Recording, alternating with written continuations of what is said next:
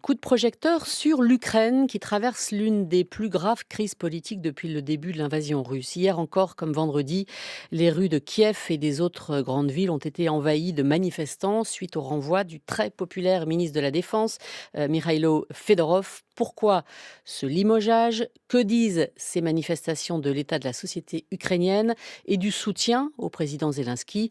Bonjour Adrien Donjon. Bonjour. Vous êtes chercheur, spécialiste de l'Ukraine et de l'extrême droite post-soviétique. Votre livre Le régiment Azov, un nationalisme ukrainien en guerre, c'est aux éditions du Cerf. Le gouvernement devrait écouter la population plutôt que de lui imposer un fait accompli. Je resterai ici jusqu'au bout, jusqu'à ce que nous obtenions ce pourquoi nous nous battons. Il a beaucoup fait pour frapper la Russie. Combien de raffineries de pétrole, combien de navires de la flotte fantôme ont été touchés? Le travail a été fait et il a été puissant. Voilà, des manifestants ukrainiens enregistrés samedi par Matteo Pasto, reporter de France Info. C'est Fedorov, évidemment. Pourquoi Fedorov a-t-il été limogé? Alors, la raison par laquelle a justifié le président Volodymyr Zelensky reste à ce jour extrêmement floue. Selon lui, il y aurait eu un différend qui opposait Fedorov au chef d'état-major de l'armée ukrainienne, Alexandre Syrsky, qui l'aurait obligé, si vous voulez, à trancher. La rumeur aurait couru que Fedorov aurait mis Volodymyr Zelensky devant un ultimatum. C'est soit moi, soit lui, au regard de certains désaccords qu'ils avaient quant à la menée de la guerre. Néanmoins, bon, le discours, en tout cas l'explication donnée par Volodymyr Zelensky se trouve extrêmement flou et renvoie davantage à un changement de stratégie de la politique ukrainienne dans la mesure où celle-ci devrait renforcer sa coopération internationale, notamment avec les États-Unis, et puis surtout, bien entendu, donner davantage de gages à la société civile quant à la transparence, eu égard au fait que l'année dernière, le gouvernement de Volodymyr Zelensky a été éclaboussé par le scandale Yermak-Mindic. Alors, on va revenir sur ces différents éléments. Simplement, donc il y a une tension personnelle d'une certaine façon. Il y a surtout une popularité immense. Pourquoi Fedorov est-il si populaire? Bien parce que Fedorov, si vous voulez, c'est un petit peu l'histoire d'une success story à l'ukrainienne. Fedorov est une jeune personne d'à peu près 35 ans, il me semble, qui, à son arrivée aux côtés de Volodymyr Zelensky, dès 2019, a entrepris, si vous voulez, la modernisation majeure de l'Ukraine sur le plan déjà administratif, en mettant en place l'application DIA qui permet de traiter des affaires courantes au sein de l'administration ukrainienne. Et puis surtout, c'est celui qui a, à un moment donné, si vous voulez, compris l'importance que revêtait la technologie dans la confrontation avec la Russie. Il a très bien compris que le rapport de force était en défaveur de l'Ukraine au regard de la démographie, au regard des capacités industrielles. Et donc celui-ci a dit que très bien, oui, la guerre doit être menée par des soldats sur le front, mais il faut davantage renforcer la composante numérique et puis surtout dronique. Voilà.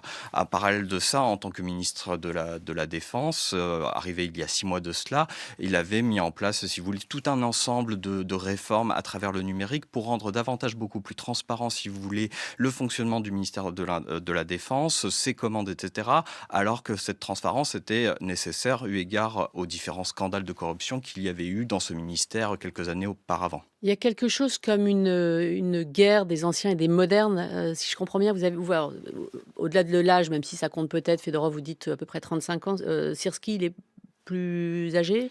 Alors Sirski est beaucoup plus âgé, c'est quelqu'un qui est quand même passé par tout le cursus honorum, si vous voulez, à la soviétique, formé au sein de l'armée rouge, une partie de sa famille vit encore en Russie, et puis si vous voulez, son état d'esprit reste quasiment le même que celui des officiers soviétiques du début des années Mmh. 2000, voire avant cela, c'est-à-dire qu'une guerre se fait avec des hommes sur le terrain, une hiérarchie militaire extrêmement stricte, des offensives calculé au millimètre près. Fedorov n'est pas du tout dans cette optique-là. Lui, c'est l'innovation à tout prix, c'est la réforme, c'est la décentralisation, la prise d'initiative, chose qui, justement, ne colle pas du tout avec Alexandre Sirski, d'où leur désaccord. Il y a vraiment 2 écoles, c'est très clair. Au-delà de cette démission de Fedorov, le président ukrainien a annoncé un remaniement gouvernemental pour je cite, accompagner, selon ces termes, un changement de stratégie politique. De quoi s'agit-il? Alors bon, là encore, on est vraiment sur un discours très technicien qui veut dire pas grand-chose. En réalité, la seule chose qu'on pourrait simplement dire, c'est que il y a d'abord une volonté de renforcer, comme je le disais, la coopération avec les États-Unis, même si Donald Trump a aujourd'hui regarde davantage vers l'Iran et le Proche-Orient. Celui-ci, en tout cas certaines personnes au sein de son administration, n'ont pas abandonné l'Ukraine pour autant. Ce qui est important de voir, c'est surtout le nom du nouveau Premier ministre désigné par Volodymyr Zelensky, qui est Serhiy Koretsky, qui est en réalité l'ancien PDG de Naftogaz, donc le grand leader des hydrocarbures, du pétrole et du gaz en Ukraine. Pourquoi? Tout simplement parce que Volodymyr Zelensky a compris que les Russes, au regard comment dire, des attaques, des bombardements systématiques, sont en train, si vous voulez, de viser délibérément, plus que jamais, les différentes installations nécessaires pour la population pour l'hiver. Donc il y a déjà cette volonté-là, si vous voulez, d'afficher un cap clair, montrer qu'il a écouté la population, mais plus largement, il s'agit clairement de faire un petit peu oublier les anciens scandales qui avaient eu lieu d'ailleurs justement dans le domaine du gaz et rassurer la population ukrainienne quant à la transparence et à la légitimité de son gouvernement. En soi, Fedorov n'est pas incompatible avec ce nouveau Premier ministre, si? Non, non, en fait, le désaccord profond, si vous voulez, l'oppose à Syrski. Néanmoins, certains analystes pensent que Volodymyr Zelensky a dû agir aussi par pur calcul politique, étant donné la popularité de Fedorov et étant donné que Volodymyr Zelensky a annoncé la tenue probable d'élections en automne de cette année, eh bien, en voyant la popularité de Fedorov, Zelensky a pu voir, si vous voulez, un concurrent potentiel au regard aussi du fait que, même si Volodymyr Zelensky cherche à montrer que voilà, il reste aux commandes, que c'est un président apprécié et efficace dans sa gestion du conflit avec la Russie, celui-ci reste malgré tout très fragilisé en Ouais. interne. Le rival potentiel, ça on le comprend, mais quel intérêt peut avoir Zelensky à destituer un ministre qui fait ses preuves en pleine guerre, enfin, ministre de la Défense, soutenu par la population? C'est difficile à comprendre ça. C'est sûrement dû à plusieurs facteurs. Le premier, c'est d'abord, bien sûr, le choix d'une stratégie. Il est vrai que bon, Syrski, indépendamment, je veux dire, des succès de Fedorov, on l'a vu par rapport aux différents épisodes, là, les coups d'éclat dans la mer d'Azov, les frappes ukrainiennes dans la profondeur du territoire russe. Syrski, si vous voulez, représente l'état-major. Or, Zelensky, si vous voulez, on en a besoin. Il tire sa légitimité, il a besoin de l'état-major pour être soutenu. Et puis, plus largement, on peut aussi se demander s'il n'y a pas, d'ailleurs, des questions de compatibilité de personnes et puis surtout de lutte contre la corruption, étant donné, comme je le disais, que Fedorov avait mis en place énormément de réformes au sein du ministère de la Défense à travers le numérique, qui rend les choses beaucoup plus transparentes. Là, justement, en l'évinçant, ça rend encore plus opaque, si vous voulez, le système de fonctionnement du ministère de la Défense. C'est d'autant moins compréhensible que Zelensky, on va le rappeler, qui est là depuis 2019, avait plutôt regagné en popularité avec les derniers succès militaires là.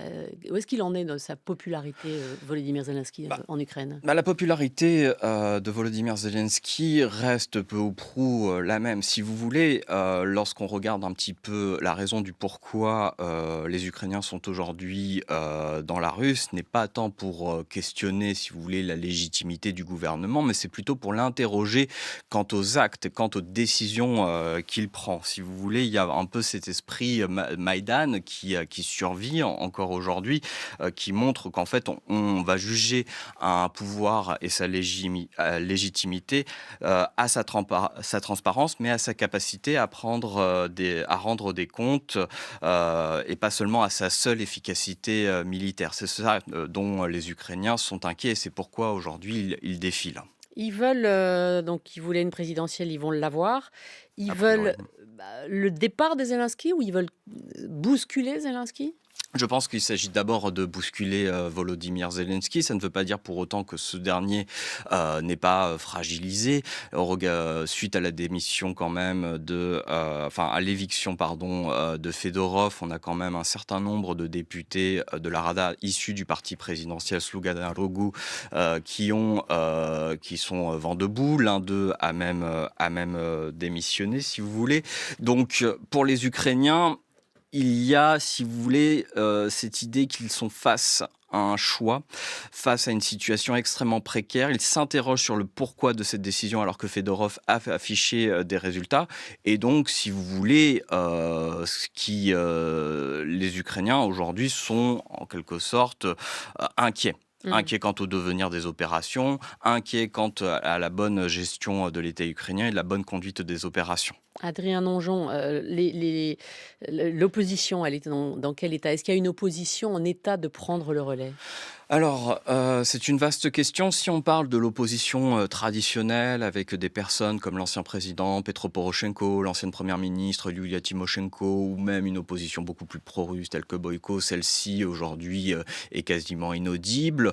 En revanche, il est vrai que parmi la population et surtout d'anciens cadres de l'armée, on a des figures qui commencent à s'élever. La première d'entre elles est bien entendu le général Valery Zaloujny, qui avait été l'un des grands artisans de la reconquête de Kherson et qui avait justement fait l'objet, si vous voulez, d'une destitution de la part de Volodymyr Zelensky, qui voyait déjà le potentiel en tant que rival de ce dernier. Donc Valery Zaloujny fait partie en tout cas des personnes qui pourraient se présenter aux élections présidentielles à venir, ou en tout cas pourraient devenir l'une des figures d'un des partis d'opposition siégeant aujourd'hui. Est-ce que, d'après vous, Zelensky peut céder à la rue, comme il l'a fait l'été dernier sur la loi anticorruption? Est-ce que c'est ça que les manifestants ont gardé à l'esprit? C'est-à-dire, on peut peser sur les décisions du gouvernement? Alors oui, c'est justement tout l'intérêt des mobilisations actuelles. On est encore bien entendu dans l'héritage de Maïdan, c'est-à-dire fait infléchir du moins la position du gouvernement. Pour autant, Volodymyr Zelensky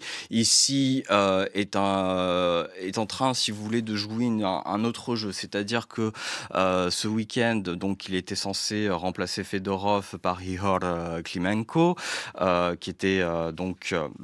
finalement ne le sera pas. Et il a décidé, si vous voulez, de choisir plutôt Yevhen Rama, qui est en fait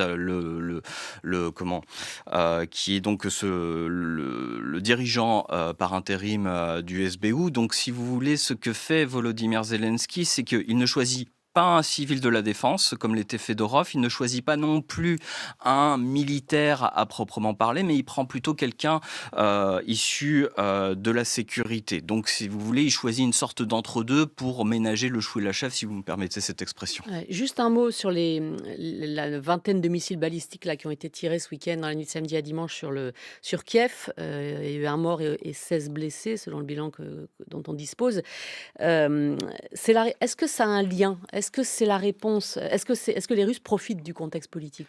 Bien sûr, en tout cas, pour ce qui est des frappes militaires, bien sûr, les Russes continuent à le faire. Et d'ailleurs, la perte de Fedorov peut être qualifiée par certains comme une grande perte, étant donné que alors qu'il était ministre, en tout cas, le taux d'interception de missiles russes était des plus élevés. Mais plus largement, il est vrai qu'aujourd'hui, au Kremlin et chez les propagandistes russes, on se gauze. Par exemple, Margarita Simonian, la grande propagandiste en chef du Kremlin, était ravie de cette décision. Fedorov a rappelé qu'il s'agissait en quelque sorte d'un cadeau fait à la propagande du Kremlin. Donc voilà.